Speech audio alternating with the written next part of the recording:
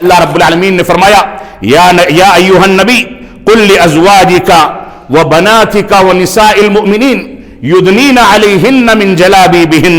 اللہ رب العالمین فرماتا ہے سورہ احزاب کی آیت نمبر 59 میں، فرمایا اے نبی اکرم صلی اللہ علیہ وسلم، آپ اپنی بیویوں کو، اپنی بیٹیوں کو اور مسلمان کی خواتین کو یہ بات بتا دیں کہ وہ اپنے پہلوؤں پر اپنی چادریں اور اپنے دوپٹے ڈالے رہیں، اور یہ چیز ان کے تعارف کے لیے، اس ناحیے سے ان کو پہچانے جانے کے لیے کافی ہے کہ ان کو اذیت نہ دی جائے۔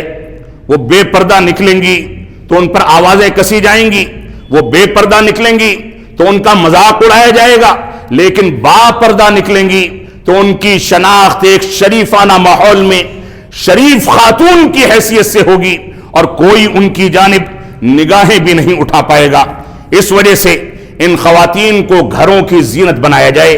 یہ مظاہروں کے لیے، اسکوٹی چلا کر کے باہر تباہی مچانے کے لیے، بازاروں میں گھومنے کے لیے، سوشل میڈیا کے ذریعے اجنبی لڑکوں سے رابطہ بنانے کے لیے نہیں، بلکہ یہ خواتین گھروں کی عزت و آبرو کے تحفظ کی علامت ہے، لہذا ان کو اسی کی تربیت اور ٹریننگ دی جائے۔ تو اللہ رب العالمین نے آگے فرمایا سورہ نور کے اندر وَقُلْ لِلْمُؤْمِنَاتِ يَغْضُضْنَ مِنْ أَبْصَارِهِنَّ وَيَحْفَظْنَ فُرُوجَهُنَّ۔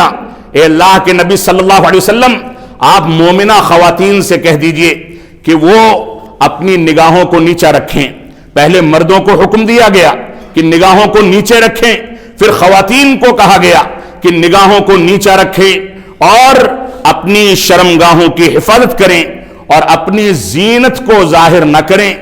جو زینت بذات خود ظاہر ہو جائے اس کی ذمہ دار وہ نہیں ہیں، لیکن ان کو حکم یہ ہے کہ کان کی دونوں لو سے لے کر کے، سر کے اوپری حصے سے لے کر کے پیر کے پنجوں تک سارے جسم کو ڈھک کر کے نکلیں۔ یہی اسلامی حکم ہے، اس میں کسی انداز کی گنجائش نہیں۔ آج مسلمان بتائیں کہ ان چیزوں پر کتنے خاندان اور کتنے گھرانے عمل کرتے ہیں۔ ہماری ذمہ داری ہے کہ ان چیزوں کو صحیح انداز سے قرآن و سنت کی روشنی میں سمجھیں۔